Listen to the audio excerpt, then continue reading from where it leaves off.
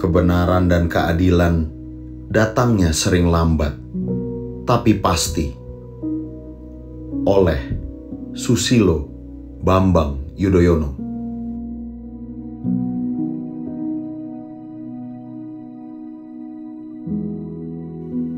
Malam itu, Cikeas bagai kota mati.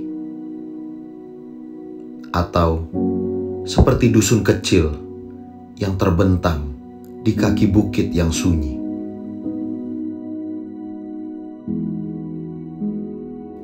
Suasana sungguh mencekam, hening, dan sepi.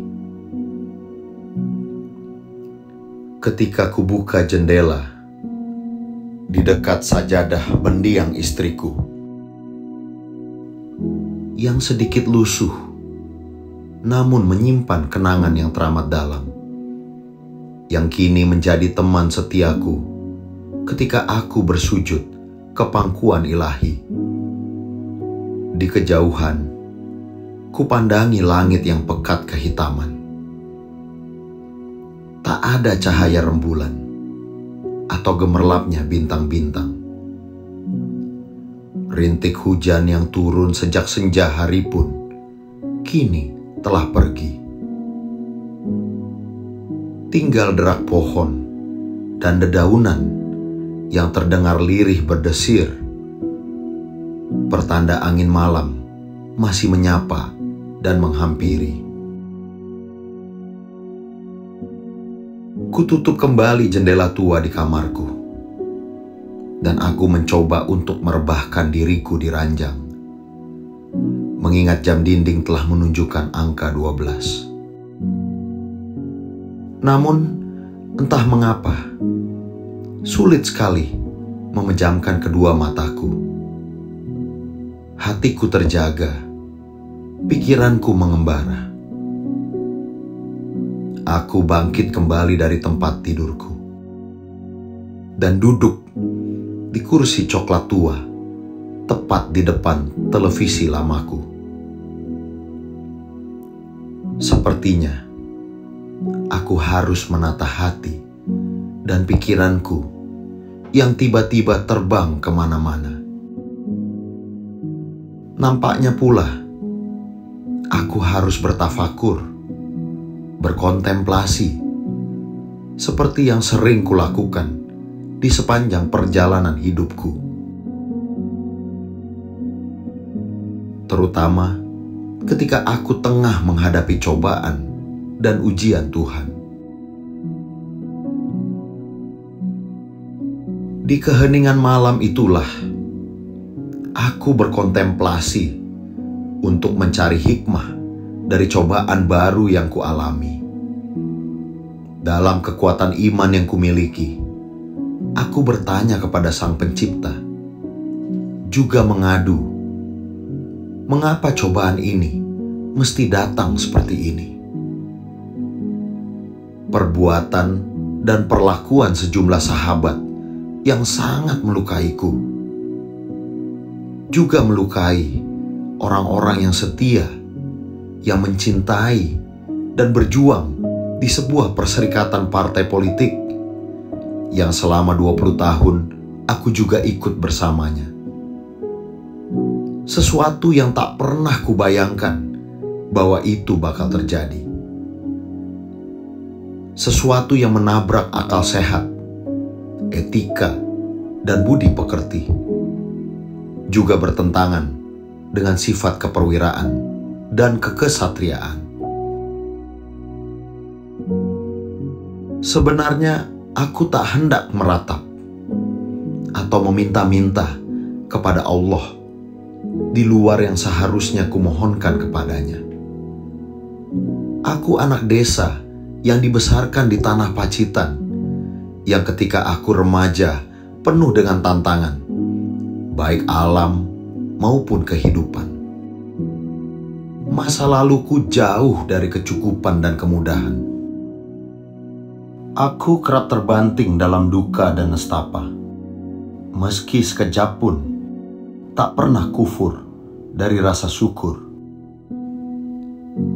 Justru dalam usiaku yang memasuki 7 dasawarsa ini, aku sering mengalami kesulitan.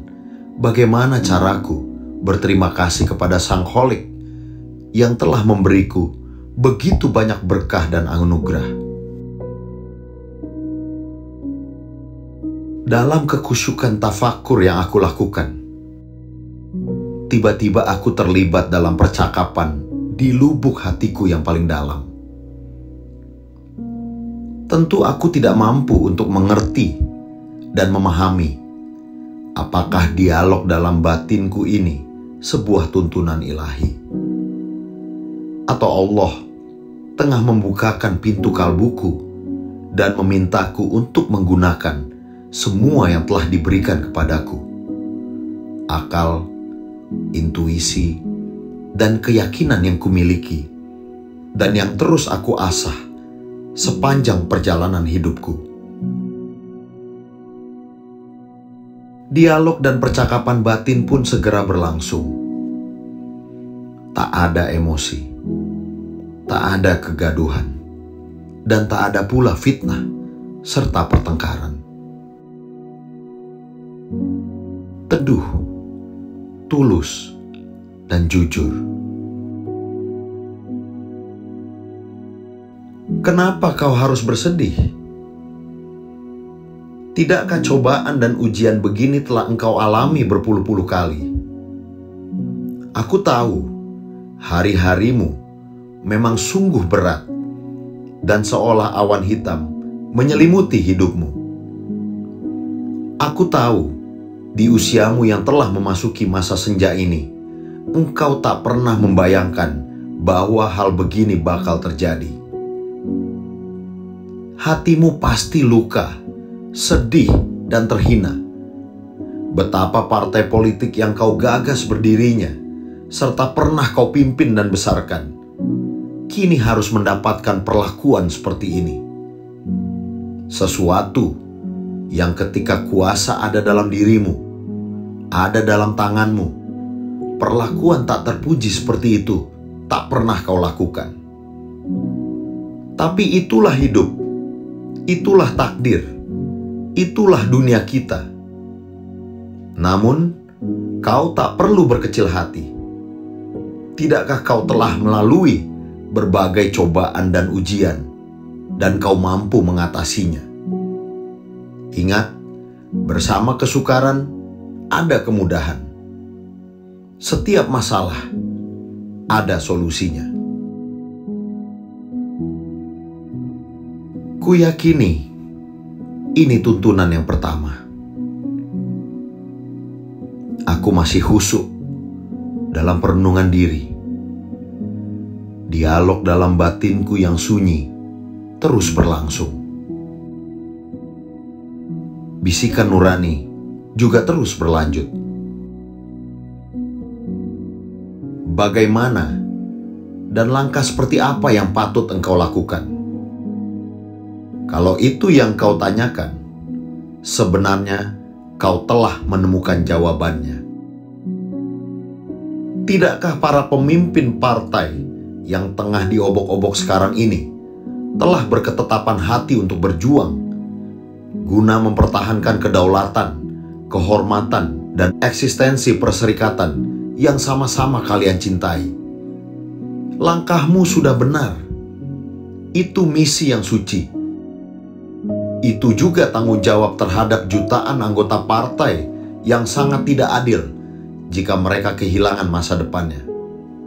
Apalagi, kau sendiri telah mengatakan bahwa misi suci itu hendak dilaksanakan secara damai, berdasarkan konstitusi, dan merujuk pada peranata hukum yang berlaku. Itulah jalan yang insya Allah akan senantiasa dirahmati Tuhan. Betapapun besarnya amarah kalian, kau memilih untuk tidak memerangi kemungkaran dengan cara-cara yang sama mungkarnya. Sebuah akhlak dan peradaban politik yang mendidik dan meneduhkan. Kuyakini inilah tuntunan yang kedua. Aku makin khusyuk dalam kontemplasi yang kulakukan. Malam semakin larut, seolah bumi berhenti berputar. Desiran angin dan pepohonan di depan rumahku pun tak lagi ku dengar. Aku bersyukur karena semua pertanyaan batin yang kusimpan dalam hati sanubariku satu-satu telah mendapatkan jawabannya. Era kini adalah era politik pasca kebenaran. Artinya, politik tanpa disertai kebenaran. Banyak fitnah, pembunuhan karakter, berita bohong, serta muslihat dan tipu daya. Banyak yang berduka dan menjadi korban. Terkadang uang dan kekuasaan menyatu, menjelma menjadi kekuatan maha dahsyat yang bisa melindas dan menggilas siapa saja. Menghalalkan segala cara bukanlah sebuah aib dan pertanda matinya etika. Di tengah suasana seperti itu, engkau dan para pemimpin partai yang saat ini tengah mencari keadilan mesti berbangga, karena kalian tak tergoda untuk mudah berburuk sangka, menuduh sembarangan. Sifat yang tidak suuzon adalah sifat yang terpuji. Sebagian orang memang mengatakan bahwa jika kita hidup di zaman edan, jangan bersikap dan bertindak waras, karena pasti tidak mendapatkan apa-apa. Namun, jalan seperti itu bukan yang kau pilih. Akibatnya, kau hadapi satu keniscayaan. Partai yang kau sayangi sering terguncang dan tersandung-sandung. Itu konsekuensinya. Namun, jika itu yang kau pilih, yakinkan semuanya kuat, tabah dan tegar, baik lahir maupun batin. Hidup tak seindah bulan purnama. Hidup memerlukan kesabaran dan pengorbanan. Inilah tuntunan ketiga yang aku yakini. Renunganku makin dalam. Aku tak ingat lagi sudah berapa lama aku berada dalam dunia kalbu yang penuh keheningan itu. Alam pun seakan menemani dan ikut berempati. Aku tahu ada keresahan yang ada dalam pikiranmu. Bagaimana jika hukum tidak berpihak kepada yang benar? Bagaimana pula jika ada jarak yang menganga antara hukum dan keadilan? Kau tidak berdosa jika mencemaskan itu, karena kau berpijak di alam nyata. Bukan dalam dunia legenda yang serba indah dan penuh pesona. Namun, yakinlah bahwa di negeri ini masih banyak yang berhati mulia. Saudara-saudaramu di pinggir-pinggir kota dan di pelosok-pelosok desa juga ikut berempati dan berdoa. Ikut merasakan apa yang kau rasakan.